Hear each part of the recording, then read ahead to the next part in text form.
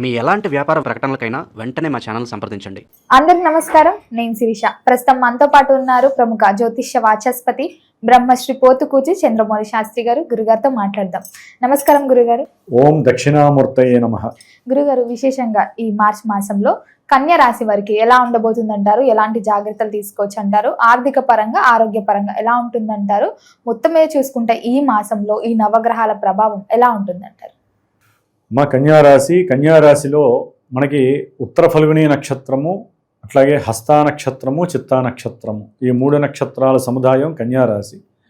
కన్యారాశి వారికి ఈ మార్చి 1వ తేదీ నుండి 31వ తేదీ వరకు కనుక మనం గ్రహస్థితిగతులను కనుక గమనించినట్లయితే 10వ స్థానంలో చతుర్థ సప్తమాధిపతి అయినటువంటి గురు మహానుభావుడు కొంత ప్రతికూలమైనటువంటి ఫలితాలను ఇచ్చేటటువంటి పరిస్థితిలో ఉన్నాడు. ఆయన సప్తమంలో ఉన్నటువంటి వేధాశని, కంటకశని అని కూడా అంటారు. అంటే కన్యారాశి వారికి డైరెక్ట్గా 180 డిగ్రీల్లో శని భగవానుడు చూడటం.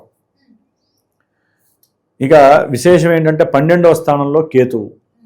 ఈ 3 స్థానాల్లో ఉన్నటువంటి ఈ 3 గ్రహాలు కూడా వీరికి కోరినటువంటి కోరికలు కానీ, లేకపోతే అనుకున్నటువంటి విషయాలు సమయానికి ఎంత ప్రణాళిక కష్టపడి చేసినా, వారికి ఉన్నటువంటి శక్తులను ఉపయోగించి ప్రేరణతో చేసినా కూడా అవన్నీ కూడా సత్ఫలితాలని ఇచ్చేటటువంటి పరిస్థితి లేక, మానసికంగా ఏదో కోల్పోయినటువంటి వారికి మళ్ళీ ఉండటం, వాళ్ళందరూ కూడా అసలు ఏదో అనుకుంటే ఏది జరగట్లేదు, అసలు ఏది అనుకున్నా ఏది జరగట్లేదు అనేటువంటి ఒక భావనలో ఉండి అతలాకుతలం అవుతున్నటువంటి వారు ఈ కన్యారాశి వాళ్ళు. ముఖ్యంగా ఈ 3 గ్రహాలు పిచ్చి పిచ్చి ఆలోచనలు, నిద్దట్లో ఏదో పీడకలలు కేతు వలన. సప్తమంలో ఉన్నటువంటి శని భగవానుడు అనుకున్న పనులన్నీ కూడా స్టాప్ చేయటం, ముందుకు తీసుకువెళ్ళనికపోవటం. అది దూర ప్రయాణాలకని చెప్పి, ఏదో పొట్టకోడి కోసం అని చెప్పి దూర ప్రాంతాలకు వెళ్ళాలి, డబ్బు సంపాదించాలి అనేటటువంటి పరిస్థితులను కూడా శని భగవానుడు గ్రీన్ సిగ్నల్ ఇవ్వలేనటువంటి పరిస్థితి. వేధాశని అంటారు. అయితే ఇక్కడ విశేషం ఏంటంటే 6వ స్థానంలో కన్యారాశి వారికి రాహుగ్రహము, సూర్యగ్రహము, కుజగ్రహము, బుధగ్రహము, ఈ 4 గ్రహాలు కూడా 6వ స్థానంలో విపరీతమైనటువంటి రాజయోగాన్ని ఇస్తున్నాయని చెప్పుకోవచ్చు ఈ నెలలో.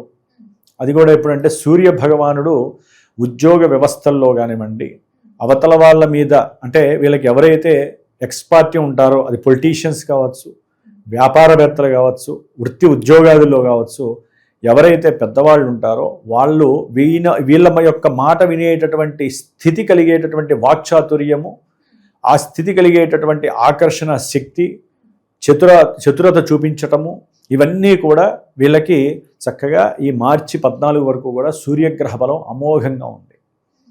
అంటే ఉద్యోగం రానటువంటి వాళ్ళకి శక్తి కోల్పోయినట్టుగా, నా సోల్ అంటే నా యొక్క ఆత్మ నిగ్రహ శక్తి కోల్పోయింది అనుకున్న వాళ్ళకి కూడా ఈ నెలలో 14 వరకు కూడా ఉద్యోగ ప్రాప్తి కలగడానికి చాలా అవకాశం ఉంది. ముఖ్యంగా వైద్య వృత్తి, దాంట్లో సర్జన్సు, వీళ్ళకైతే కనుక చాలా మంచి ప్రమోషన్స్ వస్తాయి.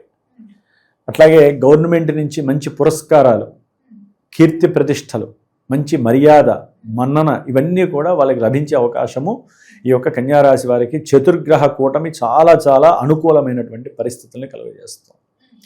అయితే ఏంటంటే పెద్ద గ్రహాలు, 2 గ్రహాలు నిర్వీర్యమైనటువంటి పరిస్థితిలో ఉండడం ద్వారా ఉద్యోగ వ్యవస్థల్లో కాస్త మార్పులు, ఇంట్లో భార్యాభర్తల మధ్య అనుకోని సంఘటనలు, పుత్రవాత్సల్యం తగ్గటము, పుత్రులతో అంటే ఎవరికైనా సరే సంతానం ఉంటే ఆ సంతానంతో కూడినటువంటి ఆర్థికపరమైనటువంటి కోర్టు కేసులతో మానసిక వేద బాధ ఎక్కడొస్తాయమ్మా? పిల్లలకి కానీ తల్లిదండ్రులకు కానీ ఎక్కడొస్తాయంటే సమస్యలు పిత్రార్జితం. ఎంతసేపు కొంతమందికి ఆస్తులు ఉన్నాయి, స్థలాలు ఉన్నాయి, పొలాలు ఉన్నాయి, అవి నాకు వస్తే నేను సుఖంగా తిని బతుకుంటా, తిని బతికేస్తా, లేకపోతే వ్యాపారం పెట్టుకుంటా. అంతేగాని ఈ జన్మ భగవంతుడిచ్చాడు, ఈ జన్మలో నేను కష్టపడి నేనంటూ 10 రూపాయలు సంపాదించి పెట్టుబడి పెట్టి వ్యాపారం పెట్టి సంపాదించాలి, నా తదనంతరం తరాలకు ఇవ్వాలని ఆశపడే వాళ్ళు చాలా తక్కువ ఉంటారు. అది ఉండాలంటే చాలా కఠినమైనటువంటి దీక్షలో ఉండాలి వాళ్ళు, మానసిక దీక్ష. కానీ చాలామందికి ఏంటంటే ఉచితంగా రావాలి, అన్నదమ్ముల నుంచి విడిపోవాలి, ఆస్తులన్నీ కలిసి రావాలి. ఇట్లా ఆలోచించే వాళ్ళు కూడా చాలామంది ఉంటారు. కానీ ఇప్పుడు కన్యా రాశి వాళ్ళకి ఏంటంటే ఈ యొక్క సూర్యగ్రహ బలం వలన ఏదైనా కొన్ని అనారోగ్య సమస్యలు ఉంటే కనుక అవన్నీ కూడా చక్కగా పక్కకి వెళ్ళిపోతాయి. మార్చి 14 వరకు కూడా వారు ఏదన్నా ఔషధం ట్రీట్మెంట్ తీసుకున్నా కూడా దానికి తగ్గ మంచి ఫలితం లభిస్తుంది, అభీష్టం నెరవేరుతుంది. తండ్రి గారితో ఏదైనా సరే అప్పుల సమస్య కానీ లేకపోతే వ్యాపారపరమైనటువంటి ఏదైనా రుణ సమస్యలు కానీ ఉంటే కూడా అవన్నీ కూడా రుణ విమోచనం కలగడానికి అవకాశాలు చాలా మెండుగా ఉన్నాయి. అట్లాగే అన్నదమ్ములతో కానీ అక్క చెల్లెళ్ళతో కానీ లేకపోతే వీళ్ళ యొక్క అక్క చెల్లెళ్ళు అన్నదమ్ముల కన్నా వీళ్ళ కుటుంబంలో పెద్దవాళ్ళు ఉంటారు. వాళ్ళ నుంచి ఏదైనా ఆకస్మికంగా ధనంతో కూడినటువంటి కొన్ని ఆస్తులు కలవటం కానీ ఇవన్నీ కూడా మంచి భూలాభ సిద్ధిని గృహయోగ సిద్ధిని కలుగజేస్తుంది. వ్యాపారపరంగా ఉన్నటువంటి భాగస్వామ్యంలో ఉన్నటువంటి గొడవలు సమసిపోయి వ్యాపారంలో మంచి లాభ సిద్ధి కలగడానికి వీరి యొక్క ప్రయత్నాలన్నీ కూడా సఫలీకృతం అవుతూ ఉంటాయి కన్యారాశి వారికి. ఒక రకంగా ఏంటంటే వీరు ఏది మాట్లాడినా కూడా సత్ఫలితాలని కలుగజేసేటటువంటి స్థితి కన్యారాశి వారికి చతుర్గ్రహ కూటమి కలుగజేస్తుంది. అయితే ఈ 4 గ్రహాల్లోంచి ఎప్పుడైతే సూర్యుడు మార్చి 14 తర్వాత రవితో కలుస్తాడో సంతాన సంబంధిత సమస్యలు ఎడబాట్లు కలగటము, ఇందాక చెప్పుకున్నాం కదా, పుత్రవాత్సల్యం అనేటటువంటిది భంగపరుస్తుంది. తండ్రి కొడుకులు కలవటము, దాని ద్వారా భార్యాభర్తల మధ్య కూడా అన్యోన్యత, ప్రేమ, ఆదరణ, ఒకరి మీద ఒకరికి ఆకర్షణ శక్తి అన్నీ తగ్గిపోవటం. అప్పటి వరకు ఒకరికొకరు నువ్వంటే నేను నేనంటే నువ్వు అనుకున్నటువంటి ప్రేమ మధ్య వివాదాస్పదమైనటువంటి వ్యాఖ్యలు రావటము, ఎక్కడో ఆ ల్యాబ్ దెబ్బతిని వాళ్ళ మధ్య విరోధ భావ ప్రకటనలు కలగటము, విరోధత్వం కలగటం, కోర్టులు కేసుల దాకా వెళ్ళటము, ఇలాంటివి కూడా కలగటానికి అవకాశాలు ఉన్నాయి. ముఖ్యంగా ఆరోగ్యం మీద చాలా ఎఫెక్ట్ పడుతుంది. వీరి ఆరోగ్యమనే కాదు, ఎవరికైనా తండ్రి ఉన్నట్లయితే పెద్దవాళ్ళు ఆ తండ్రి ఆరోగ్యం మీద కూడా చాలా చాలా మోస్ట్ ఎఫెక్టెడ్ పడుతుంది శనితో కలిసినటువంటి సూర్య భగవానుడు వలన.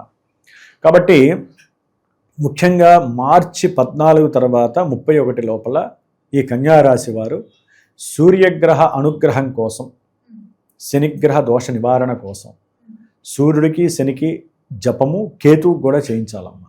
ఎందుకంటే ఆ స్థానం అంత ఆ సింహరాశిలో ఉన్నటువంటి కేతువు సూర్యుడింట్లో ఉన్నట్టే లెక్క. కాబట్టి పూర్తిగా వ్యాపారంలో భాగస్వాముల మధ్య అనుకోని సంఘటనలు, వాళ్ళు ఏదైనా సరే కలిసి పెట్టినటువంటి షేర్స్ నష్టపోయేటటువంటి పరిస్థితి, అంటే వీళ్ళే స్వయంకృతాపరాధం చేసుకుంటారు. లేనిపోని అహంకారాలు, లేనిపోని వాగ్వాదాలు చేసుకోవటం. ఎందుకంటే ఇక్కడ ఈ కన్యారాశి వారికి మార్చి 2వ తేదీ నుండి అంతం వరకు కూడా, మార్చి 30 వరకు కూడా శుక్రుడు ధనకారకుడై ఈ కన్యారాశి వారికి అత్యంత ధనాన్ని భాగ్యాన్ని ఇచ్చేటటువంటి వాడే యోగప్రదుడై ఆయన వెళ్ళి శనితో కలవటం, 7వ స్థానంలో ఉండటం. దీనివల్ల ఏంటంటే నేత్ర సంబంధిత దోషాలు ఎక్కువ అవ్వటం, నేత్రాలలో నరాలకి సంబంధించినటువంటి దోషం ఎక్కువ అవ్వటం, అట్లాగే ముఖ్యంగా భార్యా సంబంధిత ఆస్తిపాస్తుల విషయంలో ఇబ్బందులు కలగటం, తండ్రి గారితో ధనం కోసం ఒకరికొకరు కీచులాడుకునేటటువంటి పరిస్థితులు, తల్లైనా స్త్రీ అయినా కావచ్చు, పురుషుడైనా కావచ్చు. అప్పటి వరకు బాగున్నటువంటి వాళ్ళకి కాస్త ఉన్నటువంటి వైవిధ్యకరమైనటువంటి అవయోగాలు కలిగే అవకాశం ఉంది. రవి శుక్ర శనుల వలన ముఖ్యంగా దూర ప్రాంతాలకి, ఏదైనా దైవక్షేత్రాలకి వెళ్దాము, అక్కడికి వెళ్ళి దాన ధర్మాదులు చేయాలి, అక్కడికి వెళ్ళి తీర్థస్నానాలు చేయాలి, ఫలానా దేవుని దర్శించుకోవాలి అని చెప్పి మానసికమైనటువంటి ఉత్సాహంతో ప్రయాణం చేస్తూ ఉంటారు. ప్రయాణం చేసినప్పుడు కానీ అక్కడికి వెళ్ళిన తర్వాత వాళ్ళకి సరైన కంఫర్ట్నెస్ దొరకదు, వీళ్ళ మనో అభీష్టానికి తగినటువంటి కంఫర్ట్నెస్ దొరకదు. ముఖ్యంగా విద్యార్థులకి సంబంధించి విద్యలో ఏదో రకమైనటువంటి అడ్డంకి ఆటంకి రావటం, అనుకున్న విధంగా సంఘంలో వీరు అనుకున్న విధంగా గౌరవప్రదమైనటువంటి విద్యలో సరైనటువంటి మార్కులు రాకపోవటం, నిరుత్సాహపడటం ఈ కన్యారాశి వారికి. గురుబలం అంతగా లేదం. ముఖ్యంగా ఎవరైతే కన్యారాశి వారు ఉన్నారో ఉద్యోగాదులు, వృత్తి పనులు చేసేటువంటి వాళ్ళు, సేవకా పనులు చేసేవాళ్ళు, అంటే ఉద్యోగం కానీ ఏదైనా చేసేవాళ్ళు, వాళ్ళ యొక్క చివరికి బిజినెస్ చేసే వాళ్ళకైనా సరే వృద్ధి కోసం అని చెప్పి మార్పులు చేర్పులు చేసేటటువంటి ప్రయత్నాలు చేయటము, అక్కడ కొంచెం 10 రూపాయలు తగ్గినా సరే కంఫర్ట్నెస్ కోసం వెళ్ళడానికి ప్రయత్నాలు చేయటం. ఈ మార్పులు చేర్పుల వలన కూడా వీళ్ళకేంటంటే మానసికంగా డైజెస్ట్ కాలేరు. నేను ఎందుకు చేస్తున్నాననే ఆలోచన ఎక్కువ ఉంటుంది, కానీ ఏమీ చేయలేదు, జరుగుతూనే ఉంటాయి, గ్రహాలు నడిపిస్తూ ఉంటాయి అన్నమాట. అందుకని 3 గ్రహాలు అంటే 4వ గ్రహం వెళ్ళిపోయి 3 గ్రహాలు అనుకూలిస్తున్నా వ్యాపారంలో కాస్త అనుకూలం, అట్లాగే శత్రు రోగ రుణ విమోచనాలు కలిగినప్పటికీ కూడా వీరికి ఉన్నటువంటి వ్యక్తిత్వ ధోరణి వలన కూడా సంఘంలో వీరు చేసే ఉద్యోగ స్థానంలో ఒక మంచి కీర్తి, వీరిని మెప్పు పొందేటటువంటి మాటలు మాట్లాడటం అవతల వాళ్ళు, అట్లాగే ధైర్య సాహసాలతో వీరు ఏదన్నా స్వయం కృషితో స్వయంకృతంతో ఫలానా ఒక ధ్యేయాన్ని సంకల్పంగా చేసుకొని చేసే ప్రతి పనిలో కూడా వీరికి విజయ సాధన కలుగుతుంది కుజగ్రహం వలన. కాబట్టి ఇక్కడ ఏంటంటే ఏదైనా చర్మ సంబంధిత అనారోగ్య బాధలున్నా కొంతవరకు తొలగిపోయే అవకాశాలు ఉన్నాయి. అట్లాగే కొంతమందికి ఏంటంటే వాక్కు దోషం వలనో బుద్ధి మాంద్య దోషం వలనో భార్యాభర్తల మధ్య అక్కడ గ్రహాలు బాలేదు, ఇక్కడ బుధ కుజ రాహువులు ఏంటంటే వీరి కన్యారాశి వాళ్ళకి ఏంటంటే బుద్ధి తెలివితేటలతోనే జీవితం గలుపుతారు ఎక్కువ.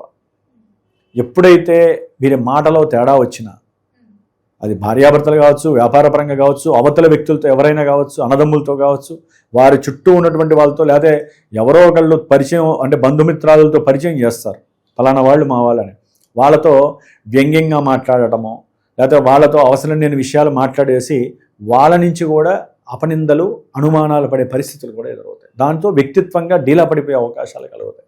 కాబట్టి ఏదేమైనప్పటికీ అమ్మ, వీరు ఉద్యోగ వ్యవస్థలో కానీ విద్యారంగంలో కానీ అభ్యసించేటటువంటి విద్యార్థులు కానీ ముఖ్యంగా హనుమంతుడికి సంబంధించినటువంటి అర్చనలు చేసుకోవటం చాలా విశేషం.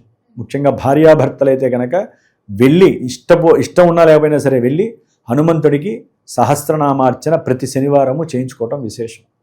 శుక్రవారం పూట ఇంట్లో రాజరాజేశ్వరి అమ్మవారికి వీరి యొక్క అన్యోన్య దాంపత్యత కోసము, లేకపోతే ఉద్యోగ ప్రయత్నాలు కానీ వ్యాపారంలో ధన నష్టాలు కలగకుండా ఉండటానికి ఏదైనా ఒక పులిహోర లాంటిది నైవేద్యం పెట్టడం రాహుకాల సమయంలో. ఆ సమయంలోనే రాజరాజేశ్వరి దండకాన్ని, రాజరాజేశ్వరి అమ్మవారి అష్టోత్తరాన్ని చక్కగా చేసుకొని ఆ బొట్టు పెట్టుకుంటే సౌభాగ్య యోగం కలుగుతుంది, వాహన ప్రమాదాల నుంచి తప్పించుకునే పరిస్థితి, అపారమైనటువంటి ధన నష్టం పోకుండా, పుత్ర సంతాన నష్టం కలగకుండా, అంటే సంతానపరమైన నష్టాలు ఏవీ జరగకుండా ఉండటానికి అమ్మవారి అనుగ్రహం వీరికి సంపూర్ణంగా కలగాలి.